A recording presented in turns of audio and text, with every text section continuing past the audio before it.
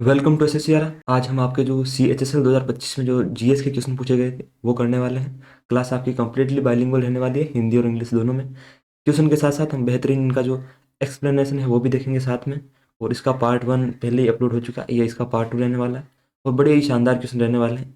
अगर आप दिल्ली पुलिस और MTS के लिए प्रिपरेशन कर रहे हो तो फिर तो आपके लिए क्लास मस्ट वॉच बन जाती है, क्योंकि आपके एग्जाम अभी नज़दीक है और यहाँ से क्वेश्चन बनने की काफ़ी चांसेस है। क्योंकि दिल्ली पुलिस में आपको पता है कि 50 क्वेश्चन आते हैं जीएस में, तो कुछ ना कुछ क्वेश्चन तो यहाँ से जरूर फंसेंगे ही फंसेंगे। तो क्लास को बड़े गौर से देखना है आपको। तो पहला प्रश्न जो है वो कहता है कि जो गुरु गोविंद सिंह जी थे, सिखों के 10वें गुरु, उनकी जो मृत्यु है वो किस वर्ष हुई? तो उनकी मृत्यु 1708 में हुई। इससे आप ऐसे याद रख सकते हैं कि 1707 में औरंगजेब मरा। और औरंगजेब से आपको पता है कि सिखों की कभी बनती नहीं थी, सिख बड़े ही महान गुरु हुए आपके। तो औरंगजेब के बाद ही इनका निधन हुआ। तो पहले कौन मरा? जो कमजोर था, यानी कि औरंगजेब, पहले औरंगजेब की मृत्यु हुई और उसके बाद गुरु गोविंद सिंह जी 1708 में। मतलब याद रख लेना, वैसे और कुछ नहीं है। गुरु गोविंद सिंह जी सिखों के 10वें गुरु थे। जन्म इनका 1666 में पटना साहिब में हुआ। Guru Gobind Singh ji was the 10th Sikh Guru, born in 1666 at Patna Sahib, यानी 1666 में आपका पटना साहिब में इनका जन्म हुआ। और सिखों के 10वें और अंतिम गुरु थे। ध्यान रखना, सिखों में 10 ही गुरु थे, इनके बाद गुरु जो परंपरा थी अंत कर दी गई। 1699 में उन्होंने खालसा पंथ की स्थापना की। ये भी आपका प्रश्न हमने अभी पिछले वाली क्लास में देखा था। और 5 ककार की परंपरा दी थी, यानी कि खालसा पंथ जो है इन्होंने स्थापना करी। और 5 ककार हम देख के आए थे, जो आपका कड़ा हो गया है ना, कच्छा हो गया, और एक आपका जो कृपाण हो गया, साथ में केस हो गए। ऐसे 5 ककार बताए गए थे। उन्होंने जुल्म और अन्याय के खिलाफ साहस, समानता और धर्म रक्षा का मार्ग दिखाया। उस टाइम आपको पता है कि औरंगजेब जो है वो मंदिर वगैरह और जो आपके अदर धर्मों के जो आपके मतलब महत्वपूर्ण जो स्थल थे, धार्मिक स्थल थे, रिलीजियस आपकी जो जगहें थी, उन्हें वो तोड़ फोड़ कर रहा था।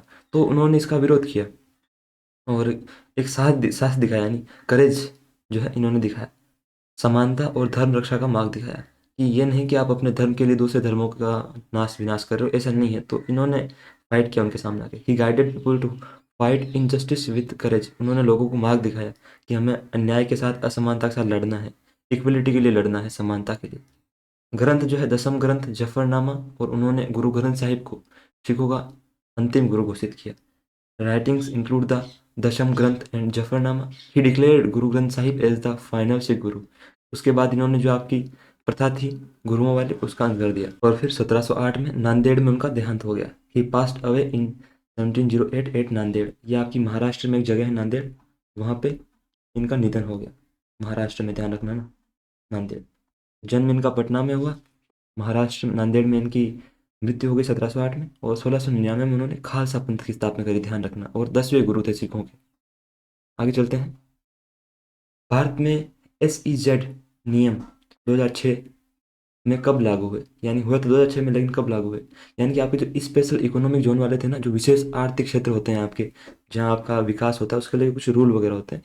तो ये आपका फरवरी 2006 में, ऑप्शन बी इसका करेक्ट होगा।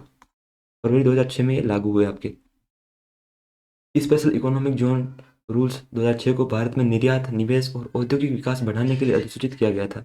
यानी कि किस लिए? To boost exports, investment and industrial growth in India. एक तो हम जो अपने यहाँ से बाहर भेजते हैं ना अपना, उसे बोलते हैं निर्यात, यानी एक्सपोर्ट करना। हम अपना माल जो है बाहर भेज रहे हैं। निवेश यानी इन्वेस्टमेंट, और जो हमारी इंडस्ट्रीज थी उनको बढ़ाने के लिए, उनका विकास करने के लिए, ग्रोथ के लिए ये सारे नियम लागू किए गए, लाए गए। ये नियम SEZ की स्थापना, यानी जो आपके स्पेशल इकोनॉमिक जोन है उनकी स्थापना, संचालन, इकाइयों की मंजूरी, कर छूट और प्रशासनिक संरचना को निर्धारित करते हैं। The rules define procedures for setting up SEZs, operations, approval of units, tax benefits and administration. कि कैसे हम इन जो आपके स्पेशल इकोनॉमिक जोन होंगे अलग अलग जगह, उनकी स्थापना करेंगे। फिर कैसे वो चलेंगे, मतलब उनका संचालन कैसे होगा, क्या क्या उसमें सब आपका मैनेजमेंट रहेगा।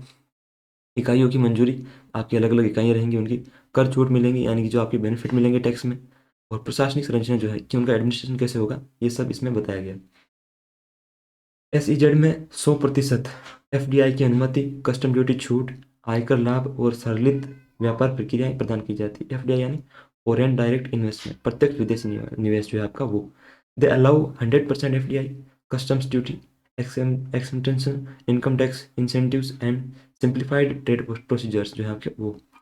तो कस्टम ड्यूटी में आपकी छूट देते हैं, आयकर में आपका लाभ लाभ देते हैं ये, और सरलित व्यापारिक प्रक्रियाएं जो है वो प्रदान की जाती है। यानी कि उतनी जटिल प्रक्रिया नहीं होती व्यापार करने के लिए कि आपको ये सारा पार करना पड़ेगा, इतने जगह आपको जाके ये साइन वगैरह करवाने होंगे, नहीं, सिंप्लीफाई कर दिया गया जो आपका प्रोसीजर होता है उसको। उद्देश्य क्या था आपका, इसका ऑब्जेक्टिव जो आपकी SEZ वाले थे नियम उनका, कि निर्यात उन्मुख उद्योग बनाना, प्रमोट एक्सपोर्ट ओरिएंटेड इंडस्ट्रीज, ताकि हम जितना बाहर भेजेंगे उतनी तो हमारे पास, आपको पता है कि जो विदेशी मुद्रा भंडार आएगी, वो फॉरेन वाले आपकी जो मुद्रा भंडार है, तो वो हमारे पास ज़्यादा आएगी। और आपको पता है कि विकास कब होता है, जब हम अपना माल दूसरे को बेचते हैं, हम मतलब खुद कुछ कमाते हैं तब। ये तो है नहीं कि हम मंगाए जा रहे, तो मंगाने में तो अपना खर्चा होता है ना भाई। तो इसका उद्देश्य था कि निर्यात उन्मुख उद्योग बनाना, ऐसे आपके उद्योग बनाना, ऐसे इंडस्ट्रीज बनाना जो एक्सपोर्ट को ज़्यादा मतलब करती हो, आपकी ओरिएंटेड, रोजगार बढ़ाना, इंक्रीज एम्प्लॉयमेंट, और वैश्विक प्रतिस्पर्धा को प्रोत्साहित करना, इनहेंस ग्लोबल कॉम्पिटिटिवनेस। तो ये सारा इसका उद्देश्य था। अगला है कि भारत सरकार की जो पहली औद्योगिक नीति थी कब घोषित की गई। The first industrial policy of government of India was announced in, तो वो आपकी 1948 में, ऑप्शन बी इसका करेक्ट होगा। 1948 में आपकी जो पहली औद्योगिक नीति है वो घोषित की गई थी। फर्स्ट थी आपकी स्वतंत्रता के तुरंत बाद ही घोषित की गई थी। इसका उद्देश्य क्या था, its aim was to establish a mix economy with both public and private sectors working together. यानी कि मिश्रित अर्थव्यवस्था जो है वो स्थापित करना था इसका उद्देश्य, जहाँ सार्वजनिक और निजी, यानी कि प्राइवेट और पब्लिक आपके जो दोनों सेक्टर हैं वो साथ साथ काम कर सके, है ना। पब्लिक में आपको पता है कि जो सार्वजनिक सरकार का ज़्यादातर उसमें रहता है कंट्रोल, और प्राइवेट में व्यक्ति विशेष का, इंडिविजुअल का उसमें कंट्रोल रहता है। तो इन्होंने कहा कि दोनों सेक्टर साथ साथ काम कर सके, मिश्रित जाति आपका एक वो मध्यम मार्ग। नीति ने उद्योगों को 4 प्रमुख श्रेणियों में बांटा, यानी कि it classified industries into 4 categories. इसमें आपका एक तो रक्षा वाला हो गया, मतलब 4 श्रेणियों में बांटा, और रक्षा, रेल, परमाणु जैसे जो आपके रणनीतिक क्षेत्र हैं उनमें सरकार की भूमिका तय की, प्रमुख भूमिका। मतलब 4 तो आपकी श्रेणियों में उद्योगों को बांट दिया, जो आपके अलग अलग उद्योग थे उनको।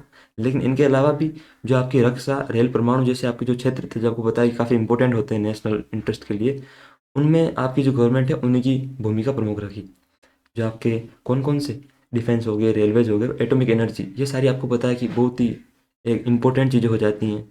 अब आप रक्षा अगर प्राइवेट सेक्टर को दे दो तो फिर आपको पता ही है कि कितना नुकसान हो सकता है युद्ध वगैरह में।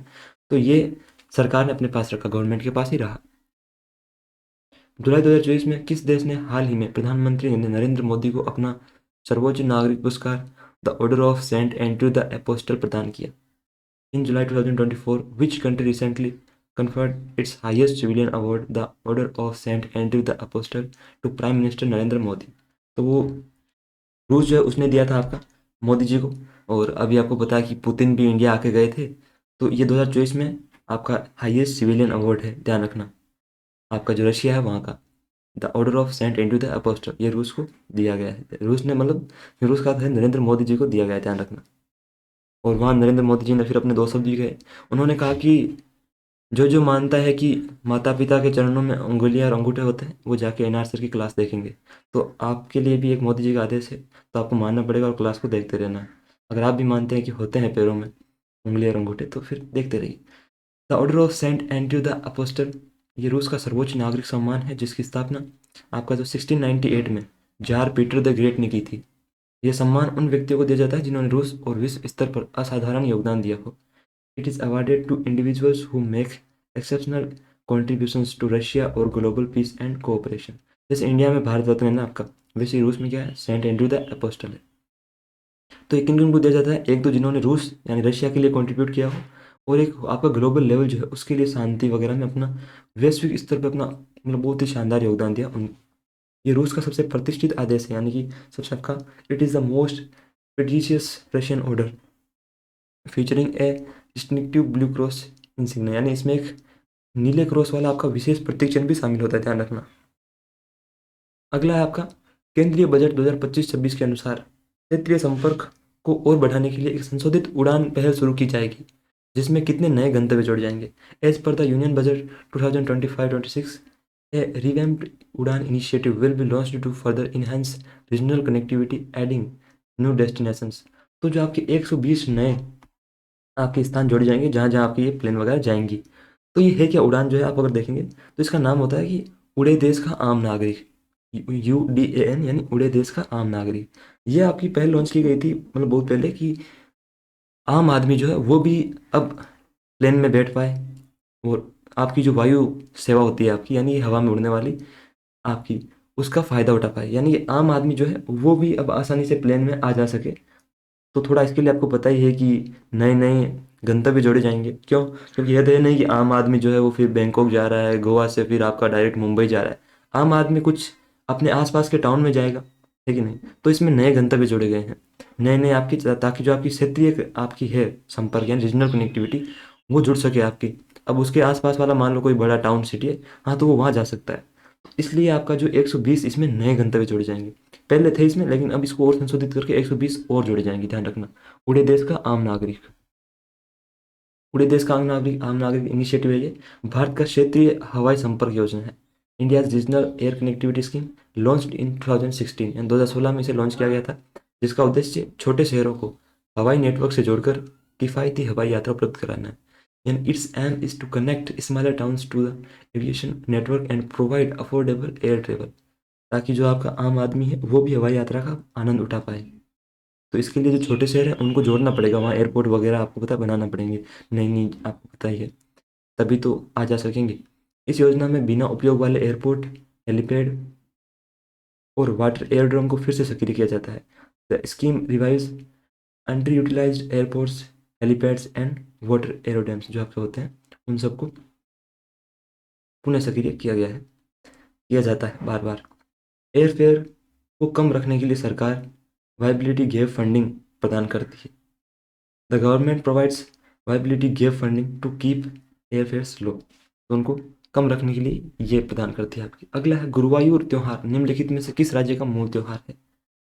Guruvayur festival is native festival of which of the following states? तो ये आपका केरला है, केरला। वहाँ से आप याद रख सकते हैं, क्योंकि केरला वाले अक्सर बोलते हैं ना, welcome sir, sir God's own country sir. तो वो गॉड्स ओन कंट्री से आप गुरुवायूर गॉड्स आप देख सकते हो, ऐसे मिला लेना है। अच्छा, आप कहोगे सर ये कौन सा लॉजिक है? वैसे मैं बताऊँ आपको, आप जितना ट्रिक से याद रखते हो ना, उससे अच्छा आप ऐसे ही याद रख सकते हो। एक ट्रिक याद रखोगे, उससे अच्छा ऐसे ही याद रख लो ना यार। तो ये गुरुवायूर जो है केरला का है, ध्यान रखना। केरला में आपके और भी हैं, वो कौन कौन से वो भी देखेंगे वो भी। उससे पहले थोड़ा गुरुवायूर के बारे में थोड़ी एडिशनल इन्फॉर्मेशन देख लेते हैं। केरल का प्रसिद्ध कृष्ण मंदिर है जिसे दक्षिण का द्वारका कहा जाता है। Guruvayur is a famous Krishna temple in Kerala known as the Dwarka of the south. तो आपका जो गुरुवायूर का एक मतलब बहुत ही प्रसिद्ध कृष्ण भगवान का आपका मंदिर है केरल में, जिसे दक्षिण का द्वारका बोलते हैं। मंदिर मुख्यतः भगवान गुरुवायूरप्पन यानी श्री कृष्ण को समर्पित है।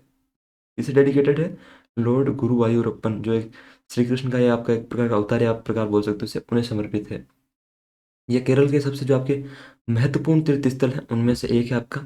यहाँ विवाह और आपके जो नामकरण संस्कार भी लोकप्रिय है, यानी कि यहाँ आपकी कई सारी शादियाँ भी होती है। दक्षिण के आपके जो केरल के लोग हैं वो आते हैं यहाँ पे शादी करने भी।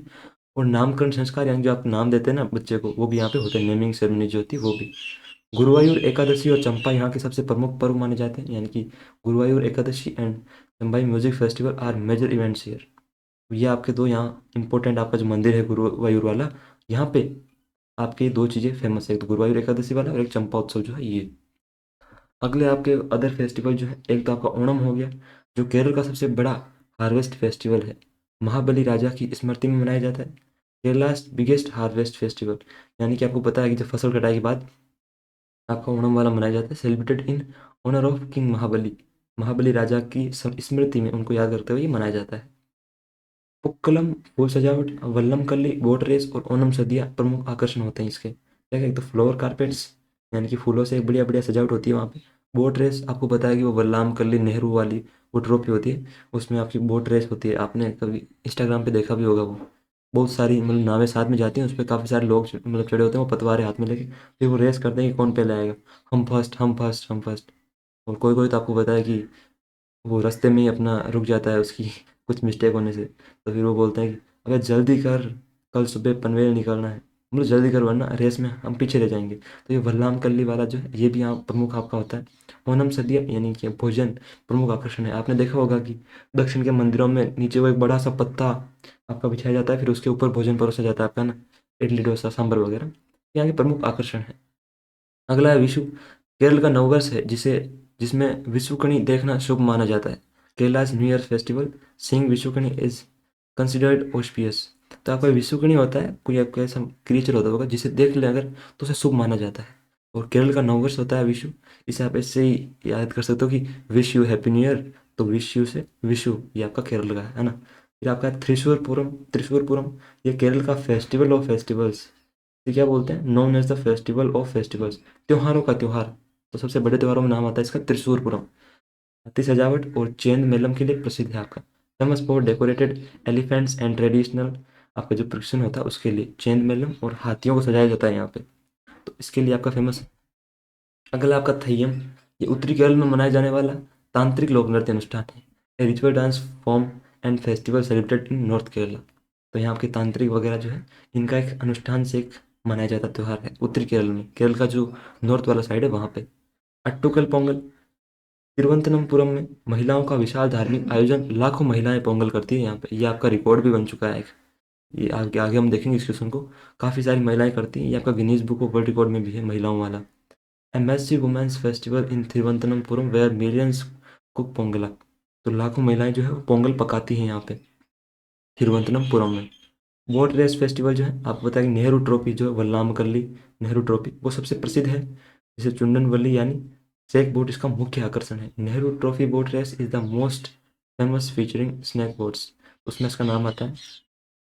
अगला है आपका कि स्वतंत्रता सेनानी को बादशाह खान या फ्रंटियर गांधी के नाम से भी जाना जाता है। Which freedom fighter was also known as Badshah Khan और फ्रंटियर गांधी। तो अब्दुल गफ्फार खान जो है इन्हें बोला जाता है। ये आपके बलूचिस्तान पाकिस्तान के थे। तो हुआ क्या था कि गांधी जी को ये एक तो मानने वाले थे, एक आपको पता है कि गांधी जी जो है शुरुआत में इंडिया और पाकिस्तान का जो विभाजन था उसके विरोध में थे। उन्होंने कहा कि ऐसा नहीं हो सकता, तो ये भी उनके सपोर्ट में थे, इन्होंने भी कहा कि नहीं हम विभाजन नहीं चाहते। तो इनकी जो विचारधारा थी वो गांधी जी से मिलती जुलती थी, ये उनके अनुयायी भी थे और इन्होंने भी बंटवारे का विरोध किया। तो इन्हें फ्रंटियर गांधी कहा जाने लगा, यानी सीमांत गांधी, कि ये सीमा के उस पार ये भी गांधी जी की तरह ही लड़ रहे हैं, तो इसलिए इन्हें क्या कहा गया, फ्रंटियर गांधी। फिर आपको बताया कि इन्होंने लाल कुर्ती नामक एक चलाया भी, और इन्हें आपको पता है कि 1987 में भारत रत्न भी मिला। सरहदी गांधी कहा जाता था और वे भारत के स्वतंत्रता संग्राम के महान अहिंसावादी नेता थे, यानी कि बापू भी कहते थे ना, अरे मारा मारी नहीं, मारा मारी नहीं, तो ये भी बोलते थे कि हाँ बिल्कुल मारा मारी नहीं। Abdul Ghaffar Khan known as the, आपको पता है गोकुल धाम में जो अब्दुल है वो जो आपके चंपक चाचा हैं उनकी बात को मानता है, तो ठीक है से आप याद रख लेना कि अब्दुल गफ्फार खान साहब जो थे वो भी आपके जो बापू जी थे, बापू जी कौन, महात्मा गांधी जी, उनकी बात को मानते थे। Known as the frontier Gandhi, आप कहोगे सर ये कौन सा लॉजिक है चलता रहता है इसे। Known as the frontier Gandhi was a prominent non violent freedom fighter, ये भी आपके अहिंसावादी नेता थे। एक आपके अहिंसावादी नेता और थे जिनका नाम था पोट्टी श्रीरामुलु। उन्होंने आंध्र प्रदेश को एक अलग राज्य बनाने के लिए आमरण अनशन किया था, लेकिन सरकार नहीं मानी। तो फिर आमरण अनशन यानी कि उन्होंने अन्न जल त्याग कर दिया, और फिर जब उनकी मृत्यु हुई तो काफ़ी दंगे फसाद भड़के। उसके बाद आंध्र प्रदेश को भाषा के आधार पर अलग राज्य बनाना पड़ा, और ये पहला ऐसा राज्य बना था आंध्र प्रदेश आपका जो भाषा के आधार पर अलग आपका राज्य बना। उन्होंने खुदाई खिदमतगार आंदोलन शुरू किया, यानी कि खुदाई खिदमतगार, जिसमें अहिंसा, सामाजिक सुधार और ब्रिटिश विरोध शामिल था। ये founded the Khudai Khidmatgar movement promoting non violence, social reform and resistant to British rule. तो उन्होंने ब्रिटिश सरकार का विरोध भी किया, सामाजिक सुधार और अहिंसा सब इसमें शामिल थे। वे महात्मा गांधी के अत्यंत निकट सहयोगी थे, यानी कि क्लोज आपके महात्मा गांधी जी काफी थे ये। और उत्तर पश्चिम सीमा प्रांत के मुख्य नेता थे, यानी कि आपका जो नॉर्थ वेस्ट फ्रंटियर प्रोविंस था वहाँ के, बलूचिस्तान जो है वहाँ के। उन्हें 1987 में भारत का सर्वोच्च जो नागरिक सम्मान है, हाईएस्ट जो आपका सिविलियन अवार्ड इंडिया का, वो इन्हें मिला 1987 में, भारत रत्न। और वे पहले गैर भारतीय रत्न थे, यानी कि इससे पहले जो भी भारत रत्न मिले थे वो किनको मिले थे, वो जो मिले थे आपके सभी भारतीयों को मिले थे। लेकिन अब्दुल गफ्फार खान साहब पहले ऐसे बने जो गैर भारतीय थे, यानी नॉन इंडियन थे। उसके बाद आपको पता है काफ़ी और मिले, अभी आपको पता है कि जैसे पिछली बार आपको पता है ओसामा सुजुकी को मिला था जो जापान के थे आपके, उनको। The God of small things पुस्तक के लेखक कौन है, who is the author of the book the God of small things, तो वो रुदंती रॉय हैं आपकी। ये आपकी काफ़ी अच्छी चीज़ इन्होंने पुस्तकें लिखी। आपको पता है कि आर के नारायण जो है इन्होंने तो मालगुडी डेज के लिए काफ़ी फेमस है। तो आपकी अरुंधति रॉय की जो आपकी बुक है वो अक्सर एग्जाम में पूछ ली जाती है। उससे पहले रस्किन बॉन्ड के बारे में देख लेते हैं। Non for themes of mountains, nature, childhood and simple story telling. भारतीय पहाड़ों, प्रकृति, बचपन और सरल कहानियों के लिए प्रसिद्ध लेखक हैं ये। यानी कि पहाड़ों में इन्होंने काफ़ी अपना जीवन बिताया, देहरादून साइड, और वहाँ आपकी नेचर से कनेक्टेड जो आपकी बड़ी सिंपल कहानी है उनके लिए फेमस है ये। कुछ इंपॉर्टेंट बुक हैं इनकी कौन कौन सी, the room on the roof यानी छत पे कमरा, द ब्लू अम्ब्रेला यानी नीला छाता। ये पोपटलाल के पास है वैसा नहीं, क्योंकि उसके पास काला है, इस इनके पास इन्होंने नीले के ऊपर लिखा था ना। Rusty series, a flight of pigeons, our trees still grow in Dehra, हमारे पेड़ जो हैं वो देहरा में अभी भी बढ़ रहे हैं। अगला है अरुंधति रॉय जी, ये आपकी बुकर प्राइज इन्होंने जीता था, भारतीय लेखिका और सामाजिक कार्यकर्ता रही हैं ये। कौन कौन थी इनकी बुकें? एक तो the God of small things, इनके लिए इन्हें बुकर प्राइज दिया गया था। अगला है the ministry of utmost happiness, ये भी इनका था। The algebra of infinite justice, ये भी अरुंधति रॉय जी का था।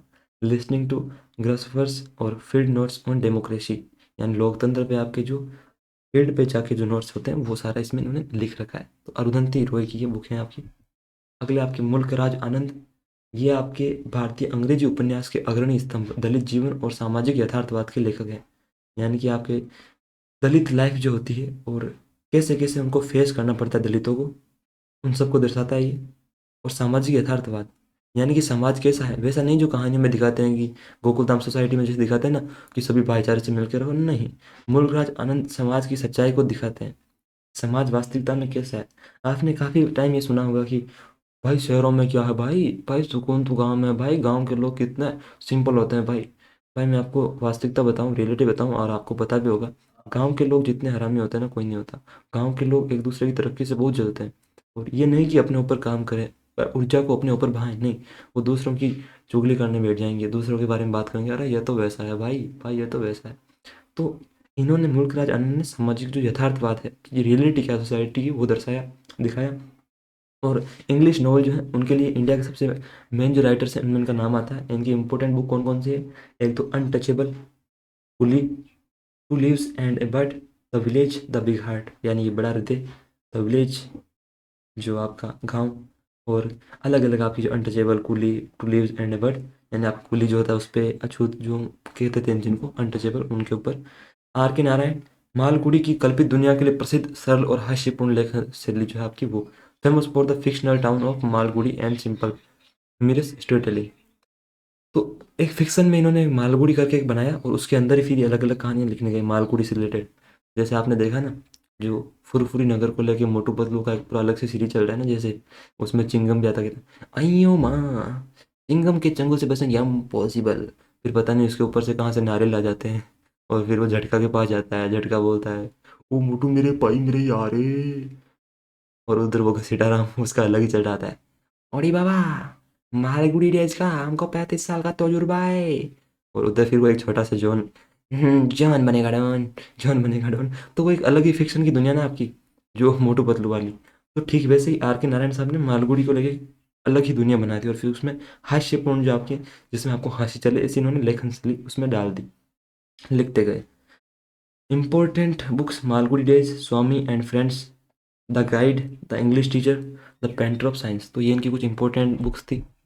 अगला है 1894 में द जंगल बुक किसने लिखी? Who wrote the jungle book in 1894? तो रुद्रयार्ड कीपलिंग ने लिखी। ये तो आपने बचपन में देख देख रखा हो ना, जब बगीरा हो जंगल में शेर खान डरता है, ये है जंगल बुक। फिर वो बगीरा बल्लू मोगली को प्रोटेक्ट करते हैं, उधर वो तबाह की जाता है शेर खान के पास। शेर खान, शेर खान, उस इंसानी बच्चे को मैंने पहाड़ी के पास देखा है। तो फिर वो शेर खान बोलता है चला जा इधर वरना आज मेरे हाथों से मारा जाएगा। तो वो जंगल बुक जो है यही है, वो जो पूरा है ना उसमें वो तबाह की, जो आपका सिया वो छोटी सी लोमड़ी होती है वो, फिर शेर खान है उधर, वो अलग अलग उसमें बंदर भी हैं, और आपका जो बल्लू हो गया, मोगली हो गया, बगीरा हो गए, तो ये सब इसमें आते हैं। जंगल बुक में ये लिखी किसने थी? ये रुडयार्ड कीपलिंग ने लिखी थी। ब्रिटिश लेखक भारत में जन्मे और उनकी कहानियां जो है उपनिवेश काल और रोमांच पर आधारित होती हैं। यानी British author born in India, known for colonial era themes and adventure story जो होती है वो। अब जंगल बुक वाली पूरी एडवेंचर पे ही आप देख सकते हो। द जंगल बुक इन्होंने लिखी। किम जस्ट सो स्टोरीज, इफ, इनकी फेमस पोइम है। The man who would be king, ये उन्हें 1907 में साहित्य का नोबेल पुरस्कार मिला था। He received the Nobel prize in literature in 1907। तो 1907 में उन्हें साहित्य के लिए नोबेल पुरस्कार मिला। उसके बाद आपको बताइए है कि रविंद्रनाथ टैगोर साहब को भी मिला था गीतांजलि के लिए, है ना, 1913 में। फिर हैं आपके विलियम शेक्सपियर, ये तो आपको पता ही है कि कितने मतलब विख्यात, प्रसिद्ध, उत्कृष्ट श्रेणी के लेखक रह चुके हैं। अंग्रेजी साहित्य के बर्ड ऑफ एवन और इतिहास के महानतम नाटककार, यानी कि the greatest playwright in history इन्हें मानते हैं, and known as the bard of Avon. दुखांत नाटक इन्होंने, यानी कि जो इंपॉर्टेंट ट्रेजेडीज पे जो लिखे गए हैं कौन कौन से, आपका हेमलेट, मैकबेथ, ओथेलो और किंग लियर, ये इनकी दुखांत नाटक है जिनमें दुख आपको देखने को मिलता है, ट्रेजिडीज। इनके जो हास्य नाटक हैं इंपॉर्टेंट कॉमेडीज, वो कौन कौन सी? ए मिड समर्स नाइट ड्रीम, यानी कि ग्रीष्म रात का सपना।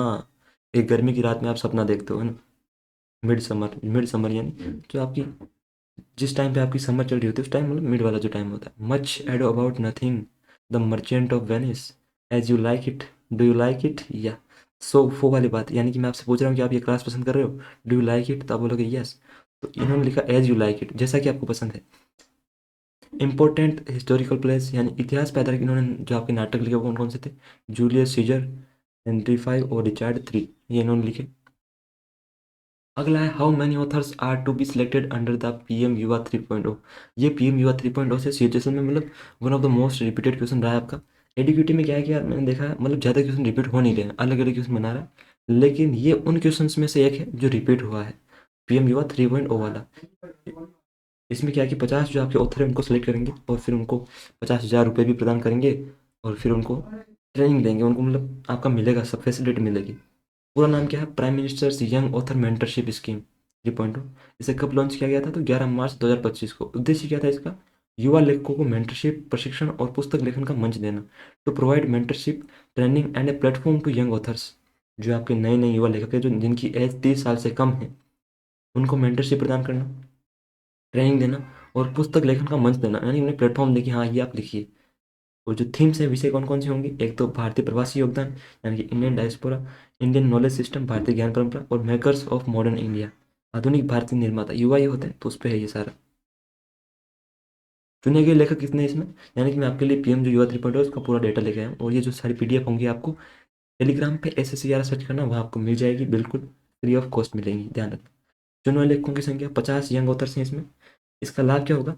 50,000 पर मंथ मिलेंगे स्टाइपेंड 6 महीनों के लिए, ध्यान रखना, 50,000 रुपये है ना हर महीने। या आपका 6 मंथ का मेंटरशिप और वर्कशॉप रहेंगी। पुस्तक प्रकाशन, यानी जो आपकी बुक जो पब्लिश होंगी उसके लिए 10% आपके, एक तो बुक आपकी पब्लिश की जाएंगी जो आपकी यंग ऑथर्स हैं उनकी, और प्लस में 10% रॉयल्टी भी मिलेगी। बेनिफिट जो आपको पता ही है, ये है 50,000 per month stipend for 6 month, mentorship, publication and 10% royalty. Mentorship जो होगी आपकी विषय विशेषज्ञों द्वारा मार्गदर्शन, यानी गाइडेंस फ्रॉम एक्सपर्ट मेंटर्स, जो आपके हर फील्ड के एक्सपर्ट होंगे उनसे आपको मार्गदर्शन मिलेगा, अलग अलग जो आप होंगे वैसे उनसे। परिणाम जो है, चयनित लेखकों की पुस्तकें राष्ट्रीय स्तर पर प्रकाशित और प्रचारित की जाएंगी। यानी इसका आउटकम क्या निकल के आएगा? सारा ये जो पीएम युवा 3.0 से हम ये प्रोवाइड कर रहे हैं उसके बाद, books by selected authors will be published and promoted nationally. यानी कि आपके जो जो जो ये मतलब चयनित करेंगे, ये जो आपकी कि भैया कौन से लेखकों ने अच्छी लिखी है, उनको फिर ये सिलेक्ट करेंगे और फिर उनको पब्लिश करेंगे नेशनल लेवल पे, है ना। ध्यान रखना, इसमें जो आपके 50 लेखक चुनेंगे ना, ये किससे चुनेंगे? आपके नॉन फिक्शन से, यानी गैर काल्पनिक से, नॉन फिक्शन। यानी कि ये नहीं कि आपने कुछ ऐसे ही मतलब कहानी बना के लिख दिया, नहीं, कुछ आपका रियलिटी का आपका कोई मुद्दा उठाना है जो वास्तविकता में हो, फिर उस पर आप लिखिए, तो ये गैर काल्पनिक के लिए मिलेगा, ध्यान रखना। अगला है बजट के संदर्भ में वेतन, पेंशन, रक्षा सेवाएं किसके अंतर्गत आती है? In the context of budget, the salaries, pensions and defence services comes under. तो जो आपका राजस्व व्यय है रिवेन्यू एक्सपेंडिचर उसके अंतर्गत आती है। ऑप्शन ए इसका बिल्कुल करेक्ट होगा। यानी कि जो ये सारा हम वेतन देते हैं, अलग अलग सैलरी जो देते हैं, अलग अलग जो आपके जज वगैरह होंगे सभी को, सरकारी कर्मचारियों को, पेंशन जो जाती है जो रिटायर्ड होते हैं उनके लिए, आपकी जो रक्षा सेवाएं जो होती है, डिफेंस सर्विसेज, ये सब किस में आती है? ये रिवेन्यू एक्सपेंडिचर में आती है। प्राप्तियों का तो कोई सवाल ही नहीं हुआ, ये तो आपका दोनों ही गलत होंगे, क्योंकि प्राप्त थोड़ी ना हो रहा है यार, ये तो जा ही रहे हैं बस। तो राजस्व व्यय ऑप्शन ए इसका करेक्ट होगा। क्या है आपका रिवेन्यू एक्सपेंडिचर? ऐसा व्यय जो सरकार की दैनिक सेवाओं, वेतन, सब्सिडी, पेंशन आदि पे होता है। Spending on dailies government operations like salaries, subsidies, pensions. जो प्रतिदिन आपका जो खर्चा होने वाला होता है, वेतन, सब्सिडी, पेंशन, इन सब पे जो होता है आपका, वो रिवेन्यू एक्सपेंडिचर बोला जाता है। इससे कोई संपत्ति या पूंजी नहीं बनती। It does not create asset और रिड्यूस लाइबिलिटीज, तो ऐसा कोई इसमें है ही नहीं, बहुत खर्च होता जाता है। अगला आपका है राजस्व प्राप्तियां, यानी कि रिवेन्यू रिसिप्ट्स। इसमें क्या होता है? सरकार को मिलने वाले नियमित आयकर और गैर आयकर, यानी कि regular income of the government, एक तो आपको टैक्स के माध्यम से, और जो आपका नॉन टैक्स रेवेन्यू होता है वो सब इसमें ऐड होता है। यानी जो हमें प्राप्त हो रहा है वो, ये भविष्य में वापस नहीं करने होते। These do not need to be repaid, ये नहीं कि गवर्नमेंट ने एक बार ले ली तो गवर्नमेंट फिर वापस दे देगी, नहीं, ऐसा कुछ सीन नहीं है इसमें। पूंजी प्राप्ति, कैपिटल रिसिप्ट्स, ऐसी प्राप्तियां जो सरकार को संपत्ति बेचने या ऋण देने से आती है। मान लो सरकार ने कुछ बेच दिया, तो वो आपका क्या है, पूंजी प्राप्ति हुई उनको, या ऋण ले लिया, यानी कि पैसा आया कहीं से भी आओ। तो पैसा कैसे आता है, एक तो आपको पता है कि मतलब पैसा वगैरह आपका जो भी कैपिटल वगैरह प्राप्तियां जो होती हैं आपकी रिसिप्ट, कैसे कैपिटल रिसिप्ट जिनमें होती है, सरकार या तो कोई संपत्ति बेच दी सरकार ने, कुछ अड्डा हवाई अड्डा वगैरह कुछ बेच दिया, या कुछ आपने ऋण ले लिया, तो उससे आपकी जो होती है वो पूंजी प्राप्तियां आती है। इससे भविष्य में वापस चुकाना होता है। जो आपकी लोन रिसिप्ट होती है, अगर आपने उधारी ली है तो उधारी तो आपको बताया कि चुकानी ही पड़ेंगी वापस, है ना। Receipt from selling government assets और बोरोइंग, तो उससे जो आपकी होती है वो कैपिटल रिसिप्ट कहलाती हैं। फिर आपकी आती है कैपिटल एक्सपेंडिचर, यानी पूंजी का व्यय। ऐसा व्यय जिससे संपत्ति बनती है, जैसे सड़क, पुल, रेलवे, स्कूल, रक्षा उपकरण।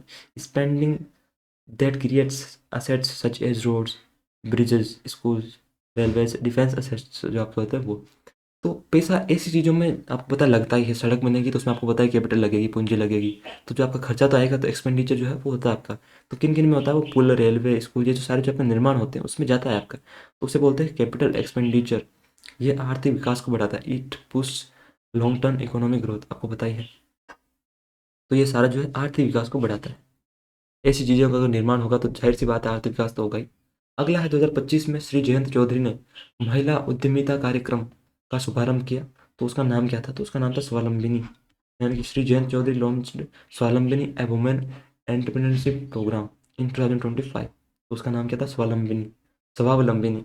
यानी कि जो खुद अपने दम पे अपना कर सके ना, उसको बोलते हैं स्वावलंबी हिंदी में। यानी जो अपना सब कुछ देख सके, यानी कि आप एक तरीके से बोल सकते हो सेल्फ इंडिपेंडेंट, या खुद एक सशक्त होकर एम्पावर। स्वावलंबिनी कार्यक्रम महिलाओं को आर्थिक रूप से सशक्त बनाने और स्वरोजगार उद्यमिता बढ़ाने के लिए शुरू किया गया। The Swavalambini programme empowers women economically and promotes self employment and entrepreneurship. यानी कि ये नहीं कि वो किसी दूसरे के पास रोजगार के लिए जा रही हैं, वो खुद अपना रोजगार जो है खुद क्रिएट कर सकें, ऐसा उनको एम्पावर करने के लिए, इकोनॉमिकली उनको प्रमोट, मतलब ऐसे मजबूत बनाने के लिए। लालू यादव बोलते हैं ना, जैसे ये हमारी बहन ममता मजबूत आदमी है। तो ये स्वावलंबिनी जो है महिलाओं को मजबूत बनाने के लिए है। ये महिला उद्यमियों को प्रशिक्षण, मार्गदर्शन, वित्तीय सहायता और नेटवर्किंग सुविधाएं देता है। It provide women entrepreneurs with training, mentorship, financial support and networking opportunities. जो आपकी नई नई बिजनेसमैन महिलाएं जो उतरती है, आपकी जो उद्यमी है, जो खुद का लेके आती हैं कुछ नया मार्केट में, उनको प्रशिक्षण यानी कि ट्रेनिंग मिलेगा। इनकी स्वावलंबिनी एक चीज़ आपकी स्कीम है, इसके तहत उनको मेंटरशिप मिलेगी कि आपको कैसे सब कुछ करना है। वित्तीय सहायताएं, फाइनेंशियल सपोर्ट, उनको पैसों की दिक्कत होगी तो पैसे मिलेंगे उन्हें, और नेटवर्किंग जो सुविधाएं हैं वो भी उन्हें मिलेंगी। कार्यक्रम का जो लक्ष्य है वो महिलाओं को छोटे व्यवसाय शुरू करने, स्केल अप करने और बाजार तक पहुंच प्रदान करना है।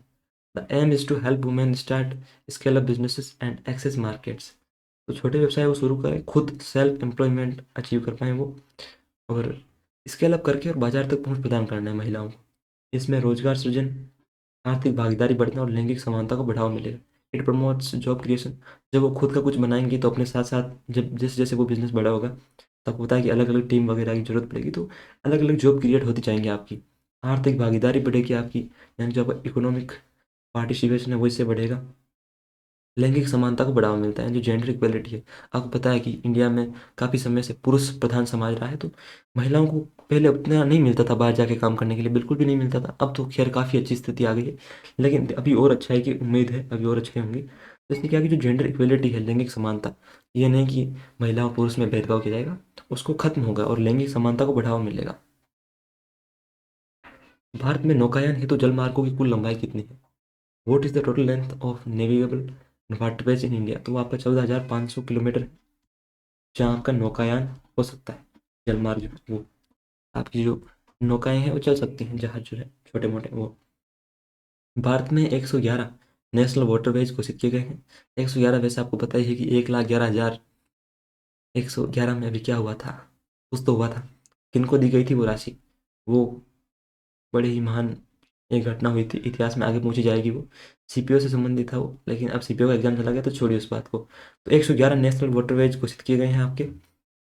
इसके तहत जो आपका नेशनल वाटरवेज एक्ट है 2016 वाला, उसके तहत जो आपका जल रास्ता वाला जो आपका अधिनियम था, जलमार्ग वाला, राष्ट्रीय जलमार्ग अधिनियम 2016, उसके तहत 111 आपके जो है नेशनल वाटरवेज डिक्लेयर किए गए हैं। मुख्य नौगम्य जलमार्ग नदियाँ कौन कौन सी? Major navigable rivers include the Ganga, Brahmaputra, Godavari, Krishna, Kaveri, Narmada, Mahanadi. तो इन ये आपकी प्रमुख नदियां हैं जहां आप नौकाएं जो चल सकती हैं, यानी कि आपका जो परिवहन है नौकाओं के माध्यम से वो हो सकता है। मोस्ट इम्पोर्टेबल आप इम्पोर्टेंट जो नेविगेबल नेशनल वाटरवेज कौन कौन से, सबसे महत्वपूर्ण जो आपके राष्ट्रीय जलमार्ग हैं, यानी कि आपके एक तो होते हैं, आपको पता ही है कि जो सड़क राजमार्ग होते हैं, आपको पता ही है कि जो सड़क के माध्यम से, जिनमें सड़कों के माध्यम से होते हैं। फिर एक वाटर के अंदर आपको पता है जहाँ नौकाएं चलती हैं, आपकी छोटी मोटी जो जहाज होती है, तो उसको बोलते हैं आपका। तो उसमें आपके इंपॉर्टेंट कौन कौन से हैं? आपका नेशनल जो वाटरवेज नंबर फर्स्ट है, आपका राष्ट्रीय जलमार्ग नंबर 1, वो कौन सा है? वो है गंगा वाला, जो हल्दिया से वाराणसी, वाराणसी जो है 1620 किलोमीटर का, यानी कि आपका हल्दिया से वाराणसी भारत का सबसे लंबा और सबसे महत्वपूर्ण जलमार्ग है, ध्यान रखना। India longest and most important waterways, इसमें इसका नाम आता है, ध्यान रखना। अगर पूछ ले कि इंडिया का सबसे लॉन्गेस्ट वाटरवेज कौन सा है, तो वो आपका नेशनल वाटरवे नंबर 1 जो आपका यानी गंगा वाला, हल्दिया वाराणसी वाला, वो है 1620 किलोमीटर उसकी लंबाई है। फिर आपका दूसरा वाला जो है नेशनल वाटरवे नंबर दूसरा, वो कौन सा है? वो ब्रह्मपुत्र वाला है, धुबरी और सदिया वाला। ये 891 किलोमीटर वाला है, पूर्वोत्तर भारत के लिए सबसे प्रमुख जलमार्ग है, major waterways for the north east. तो ये आपका ऊपर से जो आपका है ना वो असम वाला एरिया, वहाँ से आपका पश्चिम बंगाल की ओर आता है, ध्यान रखना। और ये जो आपका फर्स्ट वाला है वो वाराणसी उत्तर प्रदेश से आपका ये पश्चिम बंगाल उड़ीसा की ओर आता है। तो ये जो सारे हैं आपकी जो बंगाल की खाड़ी है उसकी ओर आते रहते हैं। ये दो तो हैं इंपॉर्टेंट आपके। अगला है आपका नेशनल जो वाटरवे नंबर 3 वाला है, तीसरे नंबर का जो राष्ट्रीय राजमार्ग 3, राष्ट्रीय जलमार्ग, सॉरी राजमार्ग नहीं, जलमार्ग 3। ये आपका वेस्ट कोस्ट जो कैनल है केरला में, यानी कि आपका जो पश्चिम वाला उसमें 205 किलोमीटर, केरल का सबसे व्यस्त जलमार्ग है, busy canal route in Kerala for tourism and trade, पर्यटन और व्यापार दोनों के लिए महत्वपूर्ण है। क्योंकि आपको पता है कि केरला में पानी के साथ साथ काफ़ी अच्छी चीज़ें हैं देखने लायक। तो आपको पता है कि बोट के माध्यम से वहाँ टूरिस्ट भ्रमण करते रहते हैं, घूमते रहते हैं, उसके लिए भी और ट्रेड के लिए भी आपका मोस्ट इंपॉर्टेंट और आपका बिजी रूट है ये। फिर आपका आता है 4 नंबर वाला नेशनल वाटर में जो गोदावरी कृष्णा वाला है, आंध्र प्रदेश और तमिलनाडु में आपके जल परिवहन को बढ़ावा देता है। आपने देखा ये जो गोदावरी कृष्णा है ये यहीं बहती है आंध्र प्रदेश तमिलनाडु साइड में। तो ये आपका जो boost transport in Andhra Pradesh and Tamil Nadu, तो वहाँ आपका जो परिवहन है उसको पानी के माध्यम से बढ़ावा देता है ये आपका। फिर आपका आता है 5 नंबर वाला जो नेशनल वाटरवे है वो है आपका ब्राह्मणी और जो महानदी है उड़ीसा में औद्योगिक परिवहन के लिए उपयोगी है, ध्यान रखना। Useful for industrial transport in India. कुछ आपके इंपॉर्टेंट जो फैक्ट हैं वो कौन कौन से हैं? Inland waterways authority of India जो है, यानी कि अंतर्देशीय जो जलमार्ग वाली जो संस्थान है इंडिया में, वो आपकी 1986 में स्थापित की गई थी, वॉज स्टेब्लिश्ड इन 1986। तो वो आपकी कब स्थापित की गई थी? 1986 में। जलमार्गों पर माल ढुलाई सबसे सस्ती होती है, यानी कि सबसे जो आपका महंगा पड़ता है माल ढुलाई के लिए। Waterways are the cheapest mode of cargo transport. तो माल ढुलाई जो होती है आपकी सबसे सस्ती होती है। सबसे ज़्यादा जो आपका लगता है जो आपकी वो रोड पे लगता है यानी महंगाई, फिर उससे सस्ती होती है आपका रेल वाला मार्ग आपका, फिर उससे भी सस्ता होता है आपका वाटरवेज यानी आपको जलमार्ग पे जब कार्गो ट्रांसपोर्ट होता है सबसे चीपेस्ट जो आपको पानी के अंदर ही देखने को मिलता है। जलमार्गों पर एलएनजी जहाज, रो सेवाएं और आधुनिक टर्मिनल तेजी से विकसित हो रहे हैं। तो ये चीज़ें जल्दी से यहाँ बनाई जा रही हैं। अगला आपका इंडियन ओशियन रिम एसोसिएशन के मंत्री परिषद के संबंध में निम्नलिखित में से कौन सा कथन सही है? ये आपका जो हिंद महासागर वाला ना इंडियन ओशियन उससे संबंधित है। Which of the following statement is correct regarding council of ministers of Indian ocean rim association? It is the highest decision making body of the organisation. ये संगठन का सर्वोच्च निर्णय लेने वाला निकाय। बिल्कुल सही बात है आपकी। जो आपका इसका मंत्रिपरिषद होता है काउंसिल ऑफ मिनिस्टर, जो आपका इंडियन ओशियन रिम एसोसिएशन का, ये इसके बारे में जो आपका निर्णय लेने वाला होता है यानी कि डिसीजन मेकिंग, तो ये हाईएस्ट डिसीजन मेकिंग बॉडी है, ध्यान रखना। इसमें सभी सदस्य देशों के वित्त मंत्री शामिल होते हैं। ये गलत बात है, वित्त मंत्री नहीं होते हैं। ऑप्शन ए इसका करेक्ट होगा, ओनली 1।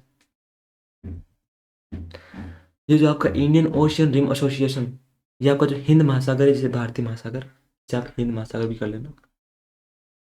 आईओआर भारत के नेतृत्व में स्थापित एक क्षेत्रीय संगठन है, यानी कि एक रीजनल ऑर्गेनाइजेशन है लेड बाय इंडिया, जिसमें जो आपका हिंद महासागर यानी इंडियन ओशन है उसके किनारे स्थित देश शामिल हैं। इसमें कौन कौन सी कंट्रीज आपकी इंक्लूड है? जो आपकी आपका हिंद महासागर के आसपास है ना बॉर्डर के, वो स्थापना जो है 1997 में मॉरिशस में इंडियन ओशन रिम इनिशिएटिव के रूप में हुई। 1997 में मॉरिशस में हुई, बाद में आपका आईओआर का इसने रूप ले लिया, ध्यान रखना, यानी कि इंडियन ओशन रिम एसोसिएशन। फिर इसका ऑब्जेक्टिव क्या है, उद्देश्य कि आपका जो आर्थिक सहयोग है यानी कि और व्यापार निवेश की सब मिलजुल के साथ व्यापार निवेश करे, जो आपके आसपास के देश है ना ये हिंद महासागर के, आपका जो ये श्रीलंका वगैरह, इंडिया वगैरह, ये सारे जो है साथ मिलजुल के काम करें। इकोनॉमिक कोऑपरेशन हो आपका। समुद्री सुरक्षा जो है, यानी कि मेरी टाइम सिक्योरिटी, आपको पता है कि लुटेरे रहते हैं, डाकू, जो आपके डाकू होते हैं, समुद्री डाकू, वो सारे रहते हैं, तो उनसे कैसे हमें सुरक्षा करनी है, तो सभी देश मिलकर इस पर बात करते हैं। ये इसका उद्देश्य है यहाँ बैठ के। समुद्री संसाधन प्रबंधन, यानी कि ओशन रिसोर्स मैनेजमेंट, जो जो चीज़ें आपकी समुद्र से निकलती है हिंद महासागर से, कैसे उन सबका आपको मैनेजमेंट करना है, बंटवारा करना है सब। और सतत विकास को बढ़ावा देना, सस्टेनेबल डेवलपमेंट जो है उसको बढ़ावा देना, लॉन्ग टर्म में आपका जो चलता रहे और कोई हानि भी ना हो।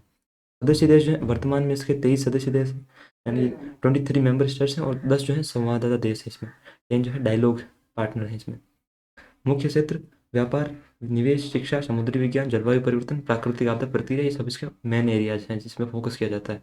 ट्रेड हो गया आपका, investment, education, maritime science, climate change, disaster response, ये सब। सचिवालय जो है इसका जोहान्सबर्ग दक्षिण अफ्रीका में है, यानी इसका जो सेक्रेटरीट है कहाँ पे है, जोहान्सबर्ग जो है साउथ अफ्रीका में, वहाँ पे है। अगला है जनवरी 2025 में दिल्ली वक्फ बोर्ड के सीईओ के रूप में किसे नियुक्त किया गया था। यानी आपका वक्फ बोर्ड है तो अजीमुल हक को, ये भी आपको पता है कि पहले काफ़ी कंट्रोवर्सी हुई थी, तो यहाँ से क्वेश्चन पूछ लिया था। तो आपको जो हॉट टॉपिक है वो पढ़ के जाना है, वहाँ से अक्सर क्वेश्चन पूछ लेता है, जहाँ आपका मुद्दा चलता रहता है ना, तो उससे लेके। तो अजीमुल हक को बनाया गया था सीईओ। अगला है 1236 से 1240 तक दिल्ली सल्तनत पर एकमात्र महिला सम्राट के रूप में किसने शासन किया। Who ruled the Delhi sultanate from 2036 to 1236 to 1240, sorry for mistake, यानी कि 1236 से 1240 तक आपका किसने शासन किया as the only women monarch. तो वो आपकी रजिया सुल्तान थी, जिन्होंने 1236 से 1240 तक, यानी 1236 से 1240 तक इन्होंने शासन किया। 1236 से 1240 तक रजिया सुल्तान ने। अब ये आपको पता है कि एक तो इल्तुतमिश की पुत्री थी, और फिर क्या है कि उस टाइम पे आपको पता है कि तुर्की सरदार जो थे, तुर्कान चहलगानी, जो इल्तुतमिश ने बनाया था, उनका काफ़ी प्रभाव रहता था। तो पहले तो ये बन गई रजिया सुल्तान, क्योंकि उसका बेटा जो रुकनुद्दीन फिरोज शाह था इल्तुतमिश का, वो उतना योग्य वगैरह था नहीं, छोटा वगैरह था, तो रजिया सुल्तान बन गई 1236 में। उसकी हत्या हो गई सब फिर। तो 1236 में रजिया सुल्तान बनती है। तो वहाँ क्या किया, एक तो इसने किया, एक याकूत था, याकूत, काला गुलाम भी बोलते हैं, उसे अमीर ए आकुर बना दिया, अमीर ए आकुर, यानी अश्वशाला का प्रधान। अमीर ए आकुर, जो आपके हॉर्स वगैरह, घोड़े वगैरह होते हैं, उनको जो पहले रखा जाता था, क्योंकि घोड़े आपको पता है युद्ध में कितने काम आते थे, तो उसका जो सारा मैनेजमेंट होता था, जो डिपार्टमेंट था, उसका हेड इसे बना दिया याकूत को। अश्वशाला जो थी आपकी, अश्वशाला, उसका प्रधान, यानी आपका हेड बना दिया उसका, अस्तबल का, जिसे अस्तबल भी बोलते हैं ना, तो अश्वशाला का प्रधान बना दिया। अब हुआ क्या, याकूत जो था वो था आपका अरबी करके। तो मुसलमानों में भी अलग अलग जो जगहें थी, उनकी स्थान पर लड़ाइयाँ थी, कोई कहीं से था, कोई कहीं से था। तो तुर्की जो थे वो इससे गुस्सा हो गए कि यार ये तो अरबी है, और तुम, हम इतने तुर्की सरदार बैठे, फिर भी तुमने इसे, याकूत को, जो काला गुलाम था, उसे अमीर याकूत क्यों बनाया। और कहते हैं कि ये जो काला गुलाम था याकूत, इसका रजिया के साथ प्रेम प्रसंग भी था, तो सभी इसे चिढ़ते भी थे। अब आपको कहोगे इस रजिया का याकूत के साथ प्रेम प्रसंग क्या था, तो देखो याकूत सपोर्टिव आदमी था। वो क्या है कि रजिया को रोज 19 मिनट के लिए, 19-20 मिनट के लिए ले जाता था अश्वशाला में, और उसे चांटे भी मारता था, सिखाता था कि ऐसे करेगी शासन, 10 चांटे मारता था, और कहता था ऐसे ऐसे करेगी शासन, इतनी भोली है ये, तुर्क तुझे बेच के खा जाएंगे। तो इतना सपोर्टिव आदमी था यार याकूत, तो इसलिए इसे असूसाला का प्रधान बनाया गया। अब ये तुर्क जो थे, तुर्कान 40 गानी, जो आपकी चहलगानी वाले, जिसमें 40 आपके जो मेन तुर्क लीडर्स थे वो थे, वो नाराज हो गए कि हमें भी तो रजिया को समझाने का मौका मिलना चाहिए ना, हमें भी तो उसे सिखाना है कि कैसे शासन करना है। तो याकूब ने कहा नहीं नहीं, वो काम मेरा, मैं सिखा दूंगा। तो यहाँ से अनबन शुरू हुई। फिर एक अल्तूनिया था, जो आपके अलग अलग सरदार होते थे पहले, मतलब जैसे आज आपका केंद्र में तो आपका हो गया मान लो मोदी जी जो प्राइम मिनिस्टर है, लेकिन राज्यों में जैसे आपके आज मुख्यमंत्री वगैरह होते हैं ना, उस टाइम पे आपके गवर्नर, राज्यपाल वगैरह हुआ करते थे। अल्तूनिया, ये आपका पंजाब भटिंडा का सरदार था, भटिंडा पंजाब का। तो इसने विद्रोह कर दिया। इसने कहा कि हम रजिया की जो है ये शासन को नहीं मानते, और वैसे भी ये स्त्री है, और ये पुरुषों के वेश में कोट और टोपी पहन के आ जाती है, तो ये क्या है तरीका, हम नहीं मानते इसको। तो इसने विद्रोह कर दिया। तो रजिया इसको गई इसका विद्रोह दबाने के लिए, लेकिन इसने क्या है, रजिया को पकड़ के तबर हिंद किला, तबर हिंद किला, तबर हिंद किले में इसे कैद कर दिया। रजिया को, रजिया को तबर हिंद किले में कैद कर दिया। तो फिर रजिया को आपको पता ही है कि स्त्रियों के पास तो कितनी अलग अलग प्रकार की मोहपाश होते हैं। तो इसने, अल्तुनिया जो है उसे अपने मोहपाश में फंसा लिया, यानी उसे कुछ इशारे किए, आँखियाँ मटकाई, जो आपका कहते हैं ना कि लड़की आँख मारे, वो एक गाना भी आपने सुना होगा। तो कहते हैं कि रजिया ने अंदर से अल्तुनिया के ऊपर मुँह पास फेंका और कहा, अल्तुनिया इधर आ, तेरे कुएं में से 2 मिनट में, जो आपका कुआं है आपके तबरहिंद किले में, उस आपके कुएं में से 2 मिनट में मैं पानी निकाल दूंगी। तो उस टाइम पे पानी की काफ़ी कमी थी अल्तुनिया के पास, तो अल्तुनिया ने कहा कि बिल्कुल। तो फिर सारा समझौता हो गया मतलब। तो फिर अल्तुनिया और रजिया का विवाह हुआ। तो इतने में जब ये आपकी रजिया यहाँ आई थी ना पंजाब में, आपका ये अल्तुनिया का विद्रोह दबाने के लिए, तो वो तो आपको पता ही है। तब तक पीछे जो तुर्क थे वो तो तैयार थे, उन्होंने दिल्ली में विद्रोह कर दिया और कहा कि तुझे दिल्ली में घुसने नहीं देंगे हम। तो फिर अल्तुनिया को कहा कि पिया चलो मेरे साथ चलो पिया, हम चल के वापस से अपना जो है शासन लेंगे, यानी कि हम वापस से अपना क्राउन लेंगे। तो अल्तुनिया के साथ ही वापस आपकी स्टार्ट होता है इनका जो यात्रा है पंजाब से दिल्ली की ओर। लेकिन कैथल एक जगह है हरियाणा में, वहाँ क्या है कि रजिया और अल्तुनिया दोनों मिलके क्रांतिकारी प्रक्रिया कर रहे थे जंगल में। यानी कि क्रांतिकारी प्रक्रिया मतलब क्रांति की तैयारी कर रहे थे, जो ओझा सर बोलते हैं ये अद्भुत प्रक्रिया है। तो वहाँ क्या होता है, कुछ डाकू इन्हें पकड़ लेते हैं, डाकू पकड़ लेते हैं। तो फिर अल्तोनिया बोलता है रजिया को कि बेबी तू पहले निकल, इनको मैं देखता हूँ। फिर अल्तोनिया अपने जो दोस्त होते हैं उनके लिए संदेश भिजवाता है कि हाँ भाई सुन ना, सामान लेके पहुँच, लड़के लोग घुस गए हैं, बंदे लोग को कॉल करते। पर फिर क्या कि उतना टाइम था नहीं, क्योंकि आज की डेट में तो मोबाइल है। उस टाइम भी वो संदेश गया, उतने में क्या कि डाकुओं ने इनकी फील्डिंग सेट कर दी, और जो आपका अल्तोनिया रजिया इनको 1240 में वहीं कैथल हरियाणा में मार दिया। तो कुल मिला के आपकी जो स्टोरी क्या है कि ये आपकी पहली और एकमात्र दिल्ली सल्तनत की जो मुस्लिम सम्राट रही, रजिया सुल्तान रही। 4 वर्ष इन्होंने शासन किया। पहले ये आपकी, आपको पता है कि याकूत को अमीर आखुर अस्साला का प्रधान बनाया। इससे आपके जो तुर्क थे वो इससे नाराज हो गए और कहते थे कि ये तो महिला होकर पुरुषों के वेश में दरबार में आती है।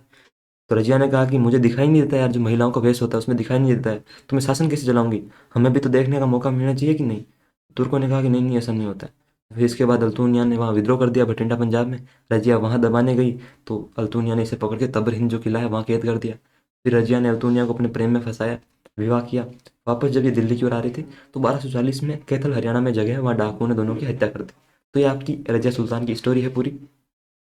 अगर आपको अलग से पढ़ना है तो आप फिर कभी पढ़ाएंगे आपको जब समय मिलेगा, क्योंकि अभी तो आपके क्वेश्चन है। भक्ति आंदोलन परंपरा में अलवार संतों की कुल संख्या कितनी थी? What was the total number of Alvar saints in the bhakti movement tradition? तो आपके जो अलवार थे, जो आपके भगवान विष्णु को मानते थे, भगवान विष्णु के जारी जो पूजक थे वो भगवान विष्णु को, है ना। और नैनार जो थे, नैनार वो आपको बताया कि भगवान शिव को, भगवान शिव को। तो हुआ क्या था कि जो आपका साउथ इंडिया था ना, वहाँ की बात है ये, वहाँ आपका जो एक भक्ति मूवमेंट हुआ था ना उस टाइम पे, आपके जो भगवान शिव को मानने वाले थे वो संत कहलाते थे नैनार, और जो भगवान विष्णु को मानने वाले थे उनकी पूजा करने वाले जो इंपॉर्टेंट संत थे वो कहलाते थे भगवान विष्णु के, जो आपके हैं वो अलवार कहलाते थे। तो अलवारों की संख्या जो थी वो 12 थी, और नैनारों की संख्या कितनी थी? वो 63 थी, 63 थी। 12 को आप ऐसे भी याद रख सकते हो क्योंकि भगवान विष्णु का अवतार है वराह अवतार। तो वराह से कितने हुए जो विष्णु को मानने वाले होते हैं उनकी 12 संख्या। अलवार जो संत हैं उनकी, और नैनारों की 63, 63। अलवार भारत के, दक्षिण भारत के बाहर अलवार संत भगवान विष्णु की भक्ति के लिए प्रसिद्ध थे। यानी कि there are 12 Alvar saints from south India devoted to lord Vishnu. इनका जो मुख्य योगदान था वो विष्णु की स्तुति, गीत और भक्ति कविताएं थी।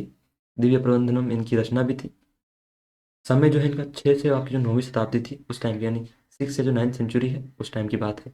प्रमुख जो आपके 12 अलवार संत कौन कौन से थे? ओगई अलवार, भूतनाथ अलवार, पे अलवार, थिरुमसलाई अलवार, नमलवार, मधुरकवाई अलवार, कोलस्कर अलवार, पेरिया अलवार और अंडाल। ये एकमात्र आपकी महिला अलवार थी। ये आपका इंपॉर्टेंट है, बाकी आप याद रखें या ना रखें, ये आपको याद रखना है अंडाल वाला। बाकी इतने नहीं पूछता है क्योंकि इतना आपको ही पता है, याद थोड़ी रहता है। थिरुमनगई अलवार, तोंडारा डिपोडी अलवार और थिरुप्पन अलवार, ये आपके 12 संत थे। अंडाल जो है वो एकमात्र महिला अलवार थी, ध्यान रखना। फिर आपके नेनार जो है, ये तमिल क्षेत्र के 63 संत भगवान शिव की भक्ति के लिए प्रसिद्ध थे। 63 saints from Tamil region devoted to lord Shiva. मुख्य योगदान जो था वो शिव भक्ति गीत, यानी कि और समाज में भक्ति आंदोलन को बढ़ावा देना। यानी भगवान शिव की जो भक्ति के लिए गीत गाते थे उन्हें तेवरम बोलते थे वो। और समाज में जो भक्ति आंदोलन है उसमें शिव, जो शैविज्म है उसको प्रमोट करना, भगवान शिव की पूजा को। प्रमुख नैनार संत कौन से थे? अपार थे, समदार थे और सुंदरार थे, ये थे। उस समय जो है 6ठी से 8वीं शताब्दी तक। एक आपकी महिला थी इसमें, महिला संत वो कौन सी थी महिला? उनका नाम था करिक्कल अमैयार, करिक्कल अमैयार, ध्यान रखना, अमैयार। ये आपकी महिला थी इसमें, महिला सेंट, ध्यान रखना इंपॉर्टेंट है आपका। मई 2025 में भारत की ओर से रक्षा अनुसंधान एवं विकास संगठन यानी DRDO के जो आपके अध्यक्ष हैं, चेयरमैन हैं, और रक्षा अनुसंधान और विकास विभाग जो आपका DRND के सचिव के रूप में यानी सेक्रेटरी के रूप में 1 वर्ष का इसे मतलब विस्तार दिया गया है। यानी एक तो आपका DRDO का अध्यक्ष और जो आपका DDRND जो है उसका जो आपका सेक्रेटरी है, उसके रूप में आपके जो डॉक्टर समीर वी कामत है उनका कार्यकाल 1 वर्ष बढ़ाया गया है, विस्तार दिया गया है। ऑप्शन सी इसका करेक्ट होगा। DRDO यानी डिफेंस रिसर्च एंड डेवलपमेंट आपका जो ऑर्गेनाइजेशन है, रक्षा अनुसंधान एवं विकास संगठन, भारत की प्रमुख रक्षा अनुसंधान संस्था है, यानी कि India's premier organisation for defence research and development. जो आपकी जो प्रमुख मिसाइलें वगैरह जो बनती हैं तो सब ये DRDO ही आपका देखता रहता है इसमें, रक्षा के लिए, डिफेंस के लिए। स्थापना 1958 में भारत सरकार ने इसे रक्षा मंत्रालय के अधीन स्थापित किया, यानी 1958 में under the ministry of defence government of India के तहत इसे स्थापित किया गया, यानी रक्षा मंत्रालय के अधीन। अभी तो आपको पता है कि रक्षा मंत्री कौन है, राजनाथ सिंह है, उनके अंडर आता है आपका पूरा। भारत की सेना के लिए हथियार, मिसाइल, ड्रोन, युद्धक सिस्टम सब ये आपका बनाते हैं। Develop weapons, missile, drones, combat system and defence technologies for the Indian armed force. एक तो इंडिया की आर्म्ड फोर्सेज हैं, यानी जो आपकी भारतीय सेना है वो, एक पाकिस्तान की है वो अलग फोर्सेज हैं। पाकिस्तानी तो पता नहीं कौन से मतलब अलग ही किसी भर्म में जी रहे होते हैं, मतलब बड़े डिल्यूजनल लोग हैं। कहते हैं कि हमारे यहाँ के हैकर्स जो लड़े हैं उन्होंने तो इंडिया की बिजली का निजाम हैक कर लिया। अब इन्हें कौन बताया कि भाई बिजली कभी हैक हुई है, कभी सुना आपने? कैसे कैसे तो मूर्ख लोग हैं यहाँ के जो पाकिस्तान के हैं। प्रमुख उपलब्धियां जो है अग्नि और पृथ्वी मिसाइल है, तेजस जो है लाइट कॉम्बैट एयरक्राफ्ट है आपका यहाँ, जो इन्होंने बनाया, अर्जुन टैंक आकाश मिसाइल प्रणाली ये सब इन्होंने बनाया, DRDO ने। अगला है वीरमपट्टिनम महोत्सव किस भारतीय राज्य केंद्र प्रदेश में मनाया जाता है, यानी द वीरमपट्टिनम फेस्टिवल जो है किस इंडियन स्टेट में और यूटी में आपका सेलिब्रेट किया जाता था, वो पुडुचेरी में मनाया जाता है, ध्यान रखना। पुडुचेरी में, यहाँ आपका एक गांव भी है वीरमपट्टिनम, वहाँ ये मनाया जाता है। अगला है आपका भारतीय राज्य विधानमंडल द्वारा पारित विधेयक किस अनुच्छेद के तहत राज्यपाल के समक्ष प्रस्तुत किया जाता है। A bill passed by the Indian state legislature is sent to the governor under. तो वो आपका आर्टिकल जो 200 है, अनुच्छेद 200, उसके तहत उनके पास ले जाया जाता है।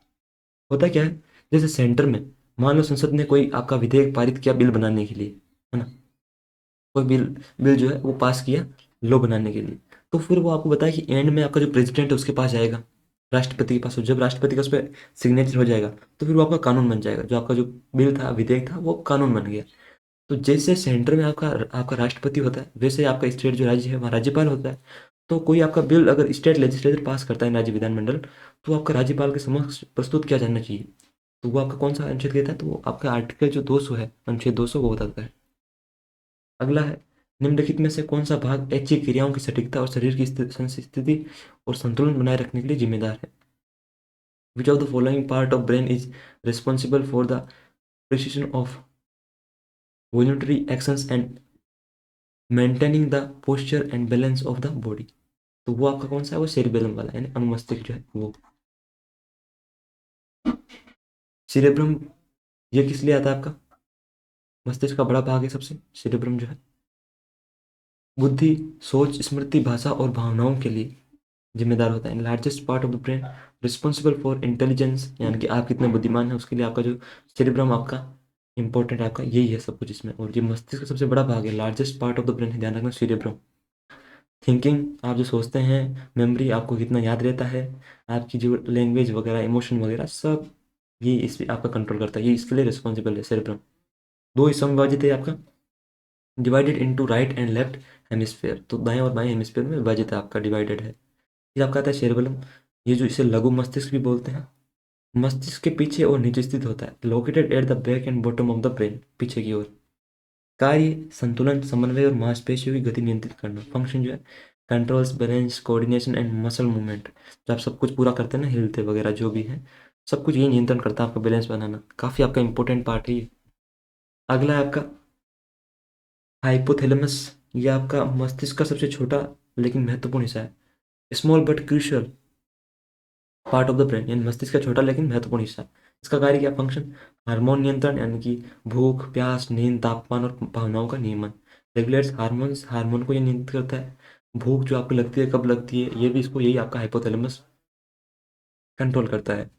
हंगर जो है आपकी थ्रस्ट जो है, आपको कब प्यास लगती है वो। और फिर आपको नींद वगैरह, आपका बॉडी टेम्परेचर, इमोशंस, इन सब का आपको जो नियमन है ये आपका कौन रेगुलेट करता है? आपका हाइपोथैलेमस। फिर आपका आता है मेडुला ऑब्लोगेंटा, ये आपका मस्तिष्क की जो तंत्रिका का आधार है, यानी ब्रेन स्टेम का हिस्सा है, रीढ़ की हड्डी के ऊपर स्थित होता है। Part of the brain stem located above the spinal cord. इसका कार्य क्या होता है? फंक्शन हृदय गति, श्वसन, रक्तचाप और कई स्वायत्त क्रियाओं को नियंत्रित करता है।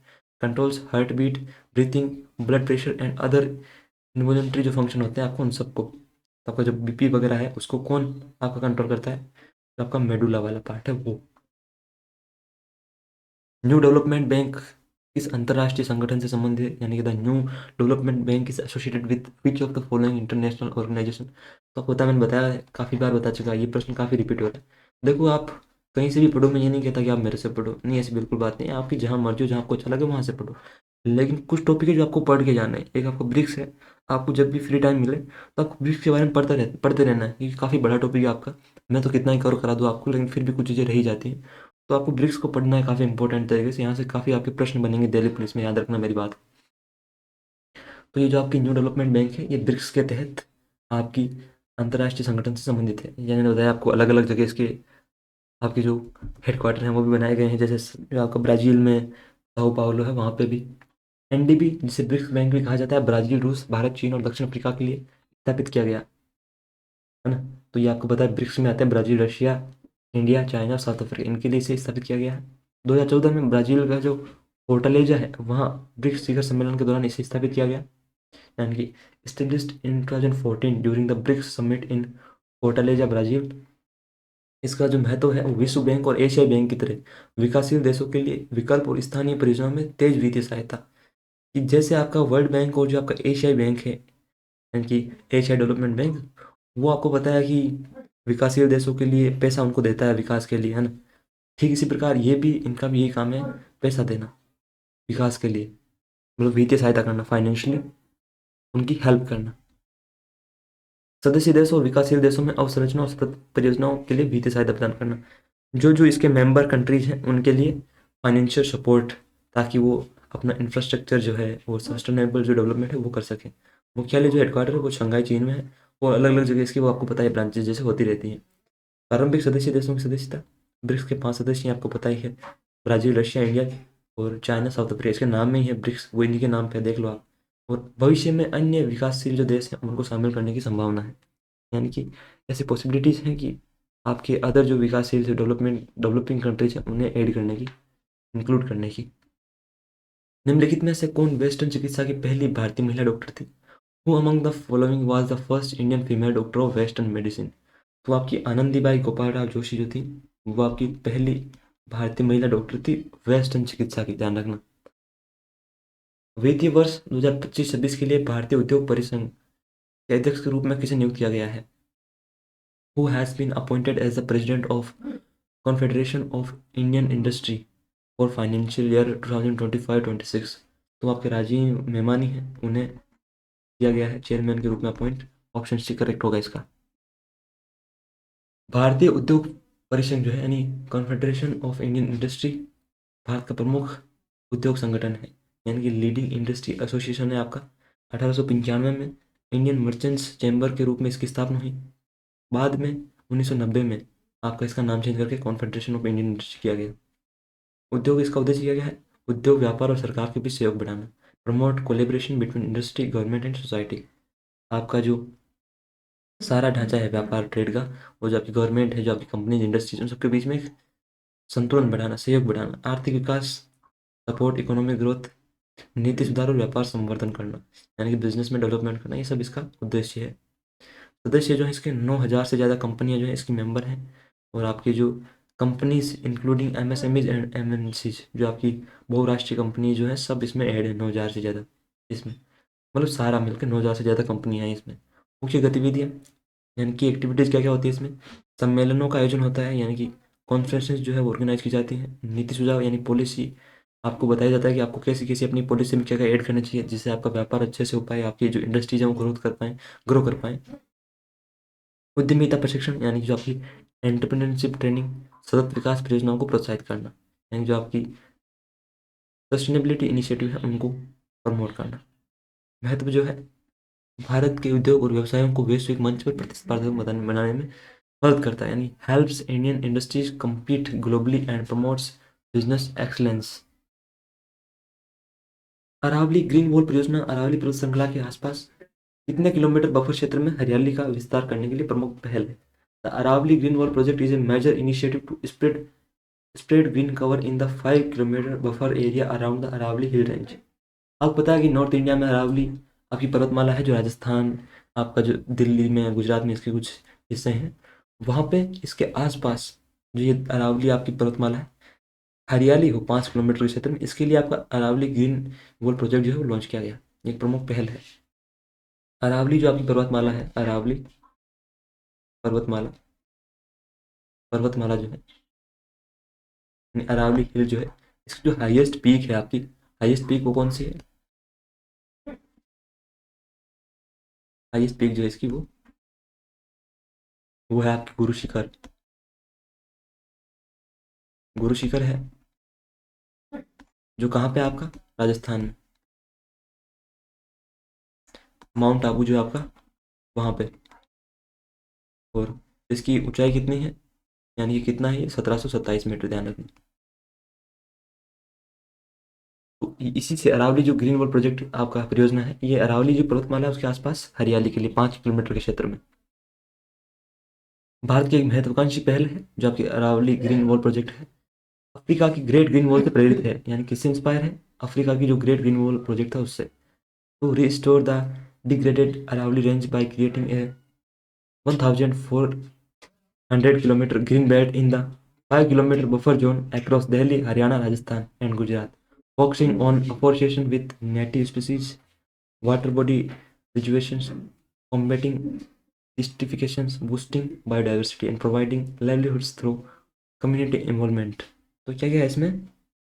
दिल्ली, हरियाणा, राजस्थान, गुजरात, इसमें पहले 5 किलोमीटर के बफर जोन में 1400 किलोमीटर के तहत हरित पट्टी बनाकर शत विकसित अरावली पर्वत श्रृंखला को पुनः स्थापित करना है। यानी कि आपका 1400 किलोमीटर का जो पूरा एक क्षेत्र है, हरित पट्टी बना के वहाँ सब हरियाली हरियाली कर देनी है हमें। इसमें जो देसी आपकी जो प्रजातियां हैं उनका वृक्षारोपण, जो आपकी हमारे यहाँ की जो कुछ इंपॉर्टेंट आपके वृक्ष की जो प्रजाति हैं उन्हें हमें यहाँ वृक्षारोपण करना है, यानी कि हम लगाना है यहाँ पे पेड़ पौधे। वो कहता है ना, एक पेड़ माँ के नाम, तो एक पेड़ अरावली के नाम। जैसे जल निकायों का पुनरुद्धार करना है। आपको पता है कि पानी की बहुत आवश्यकता होती है हरियाली के लिए। मरुस्थलीकरण से निपटना। आपको पता है कि मरुस्थल बढ़ रहा है काफ़ी, तो अगर जितने ज़्यादा पेड़ लगाएंगे उतना मरुस्थल कम होगा। जैव विविधता को बढ़ावा देना, जो आपकी बायोडाइवर्सिटी है उसको, और सामुदायिक भागीदारी के माध्यम से आजीविका प्रदान करने पर ध्यान केंद्रित करना है कि सभी को इसमें पार्टिसिपेट करवाया जाएगा और हर एक को एक अच्छी आजीविका कमाने का मौका मिलेगा, ताकि वो अच्छा रह सके, अच्छा खा सके।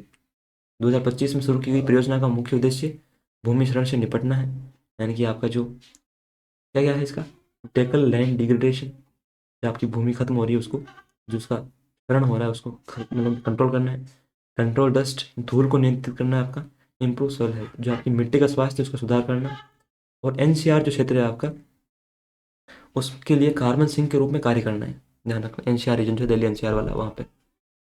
जनवरी 2025 में इंडिया ओपन बैडमिंटन टूर्नामेंट कहाँ आयोजित किया गया था आपका? तो ये नई दिल्ली में। ध्यान रखना।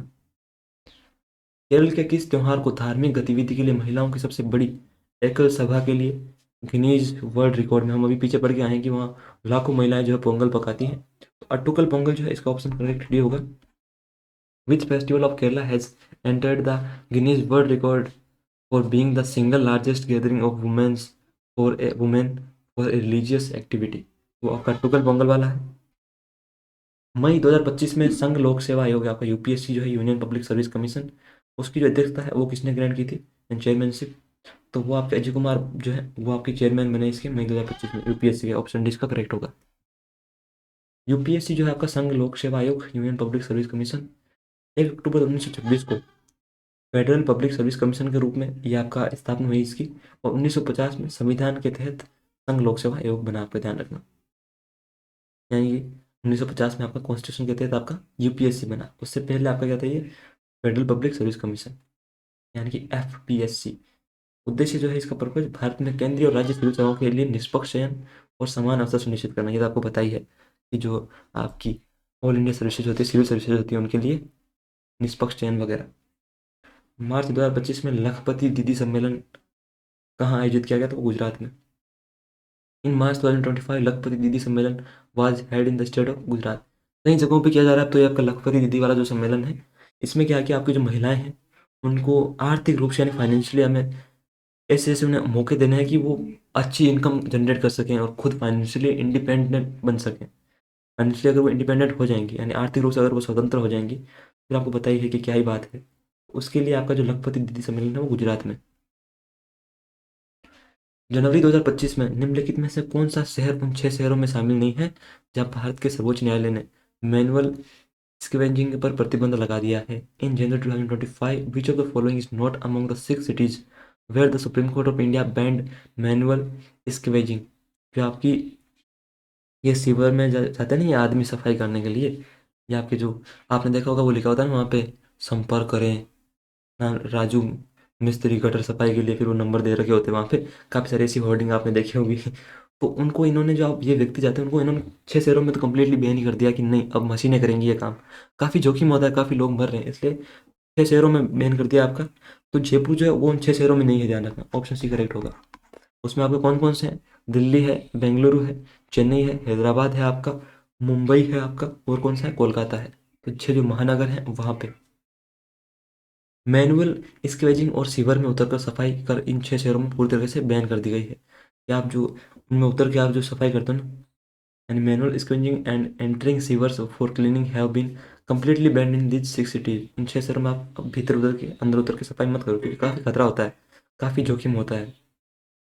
कोर्ट ने आदेश दिया कि सभी सीवर सफाई प्रक्रियाएं मशीनों से की जाएंगी। The court order that all sewer cleaning process must now be fully mechanised. तो आपकी जो मशीनें हैं वही करेंगी सब सफाई वगैरह। यह फैसला इसलिए लिया गया क्योंकि कई जगहों पर प्रतिबंध के बावजूद यह खतरनाक प्रथा जारी थी। The decision was taken because the dangerous practice continued despite earlier bans. पहले से ही बैन था लेकिन फिर भी कई जगहों पे ये अभी भी जारी, इतना रिस्की काम। तो अब इन्होंने कंप्लीटली बैन कर दिया आपका पूरी तरीके से। पहले थोड़ा बहुत चल जाता था लेकिन अब पूरी तरीके से बैन कर दिया।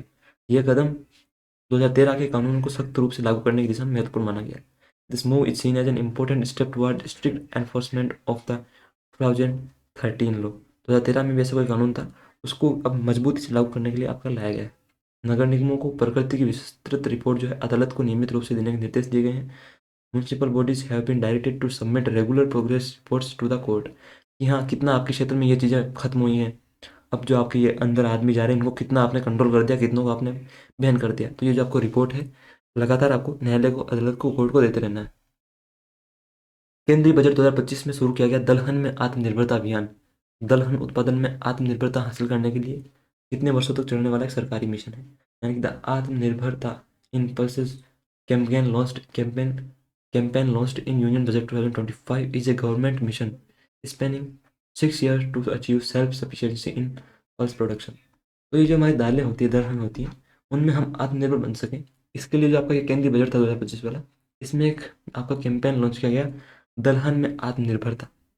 ध्यान रखना जो 6 साल तक चलने वाला आपके गवर्नमेंट सरकारी मिशन है।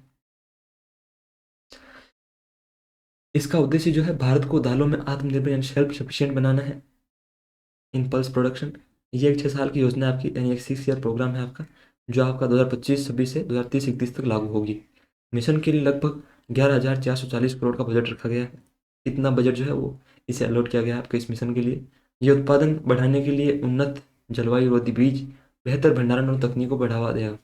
It will promote improved climate resilient seeds, battery storage and modern technology to boost production. ताकि दालों का जो हम यहाँ प्रोडक्शन कर रहे हैं वो ज़्यादा बढ़ सके। अगर वो बूस्ट होगा तभी तो हम सेल्फ सफिशिएंट बन पाएंगे, आत्मनिर्भर बन पाएंगे। तो इनके लिए सारी चीज़ों को बढ़ावा मिलेगा। जो आपका मेन फोकस है वो आपको पता ही है, तूर, उड़द और मसूर, जो आपके इन पे मेन फोकस है, जो आपकी मेन दालें हैं उन पे। अगले 4 वर्षों के लिए सरकार 100% MSP जो है आपकी आधारित खरीद की गारंटी देगी। The government will ensure 100% MSP based procurement for 4 years. तो आपका जो MSP होता है, मिनिमम सपोर्ट प्राइस होता है, वो 100% आपका अगले 4 वर्षों के लिए दल इन जो जो आपकी दालें हैं उनके लिए की गारंटी देगा। लक्ष्य है कि 2030-31 तक दालों का उत्पादन लगभग 350 लाख टन तक बढ़ाना है। इतना लक्ष्य है हमारा। मिशन क्षेत्रफल को करीब 310 लाख हेक्टेयर तक फैलाने का लक्ष्य रखता है। It aims to expand the cultivation area to about 310 lakh hectares. 310। ये कदम आयात पर निर्भरता घटाने और विदेशी मुद्रा बचाने में मदद करेगा। The mission will help reduce import dependence and conserve foreign exchange. क्योंकि आपको पता है हम जितना बाहर से अपना, आपको पता है अगर हम दालें वगैरह मंगा रहे हैं, तो आपको पता है कि हमें उन्हें पैसा तो देना पड़ेगा, तो इससे जो हमारी विदेशी मुद्रा है, फॉरेन एक्सचेंज है, उनके पास जाएगी। तो उसको बचाने के लिए अब हम जो इम्पोर्ट कम करेंगे, और कम कब करेंगे, जब हमारे पास खुद होंगी दालें इतनी। तो इसके लिए मिशन लाया गया ताकि आयात पर निर्भरता कम की जा सके। अगला है दुनिया का एकमात्र तैरता हुआ राष्ट्रीय उद्यान जो है केबुल लामजाओ। वो राष्ट्रीय उद्यान कहाँ पे है, तो वो मणिपुर में है, ध्यान रखना। आपका एकमात्र तैरता हुआ नेशनल आपका पार्क है, ध्यान रखना, मणिपुर में, केबुल लामजाओ। ये लोकटक झील के भीतर बना हुआ है और प्राकृतिक रूप से तैरने वाली फुमदी द्वीप पाए जाते हैं। Formed by naturally floating phumdi islands. ये संगाई हिरण का एकमात्र प्राकृतिक आवास है। It is the only natural habitat of the Sangai dear.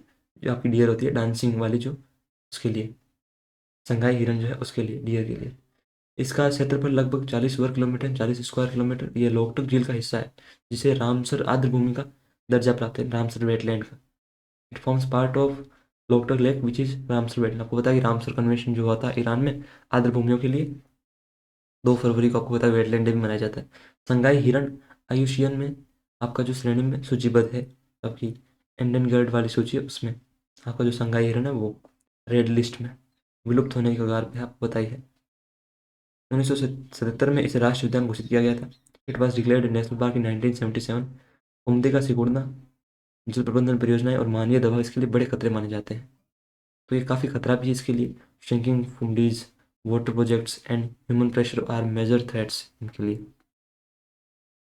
Gujarat में मंजीरा नृत्य कौन से समुदाय द्वारा किया जाता है, यानी कौन सी कम्युनिटी है गुजरात में जो मंजीरा नृत्य परफॉर्म करती है, वो पंधार समुदाय है आपका, वो ऑप्शन ए करेक्ट होगा।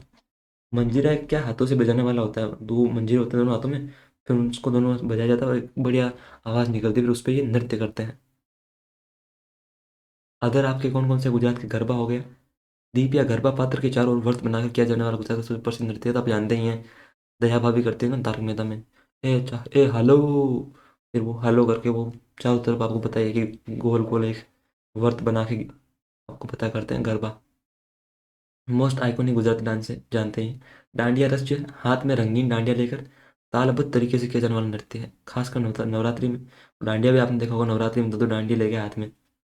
अभी तो आपको बताया कि काफ़ी जो आपकी यंग जनरेशन है वो भी जाती है नवरात्रि में डांडिया लेके।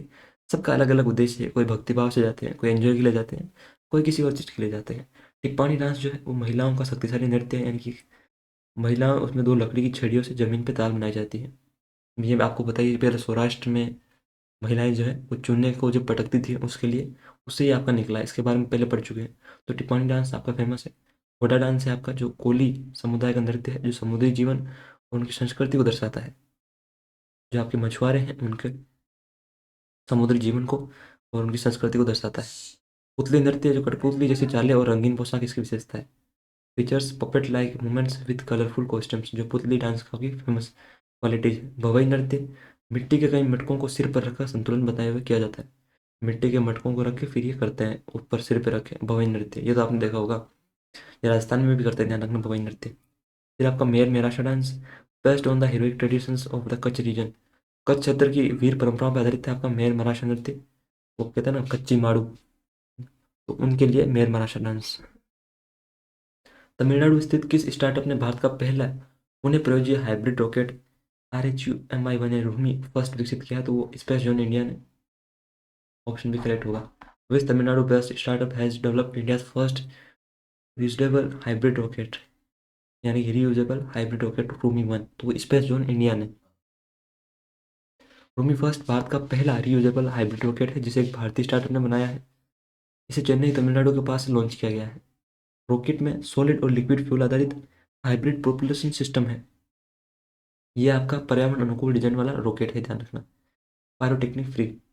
इसने क्यूब और पाइको सैटेलाइट्स को सब ऑर्बिटल फ्लाइट पर भेजा है।